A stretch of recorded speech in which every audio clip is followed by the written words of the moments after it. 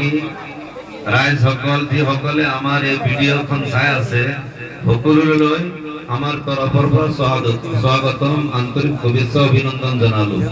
আজি লখিমপুৰ জিলাৰ দংগিবিল জামি মছজিদৰ উদ্যোগত বৃহৎ ধৰ্মীয় সভা আয়োজন কৰা হৈছে। ইয়াৰ মুখ্য বিষয় এইটো হল আমাৰ এই বৃহত্তম সমাজৰ ভিতৰত কেনেকে ড্ৰাগছ মুক্ত সমাজ বনাব পৰা যায়, কেনেকে চাইবাৰৰ পৰা বচাব পৰা যায়, কেনেকে হিৰোইন গাঞ্জাৰ পৰা সমাজখন উদ্ধাৰ কৰিব পৰা যায়, আমাৰ কণ কণ ল'ৰা ছোৱালীবিলাক কেনেকে স্কুল আৰু মাদ্ৰাসা স্কুলৰ লেখা পঢ়াত আগবঢ়াব পৰা যায়, সমাজখন কেনেকে উন্নতি কৰি এই অসমখন আমি গঢ়ি তুলিব পাৰো শিক্ষিত সমাজ হিচাপে।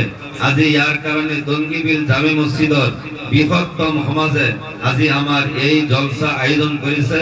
গতিকে এনেকুৱা জলসা গোটেই অসমত পাতিবৰ কাৰণে আৰু ড্ৰাগছ মুক্ত সমাজ, হিৰোইন গাঞ্জাৰ পৰা কেনেকে সমাজখন মুক্তি কৰিব পৰা যায়, সমাজখন কেনেকে উন্নতি কৰিব পৰা যায়, এডুকেশ্যনত কেনেকে আগবঢ়াব পৰা যায়, ইয়াৰ কাৰণে বৃহত্তম সমাজে আজি আমাৰ এই জলসা আয়োজন কৰিছে।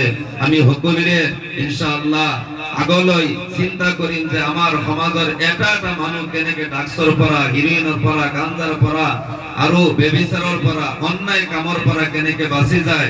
এইটো খালি পুলিচ ষ্টেচনে নহয়, আমি সমাজৰ এজন এজন নেতাই আমি সকলোৱে দায়িত্ব লৈছো নে সকলোৱে ইনশাআল্লাহ। আল্লাহ আমাক কবুল কৰক, আমাৰ সমাজখন ড্ৰাগ মুক্ত সমাজ কৰক, জোৰে কক ইনশাআল্লাহ। আল্লাহ আমাৰ সমাজখন সাইবাৰৰ পৰা বচাক, জোরে কক ইনশাআল্লাহ।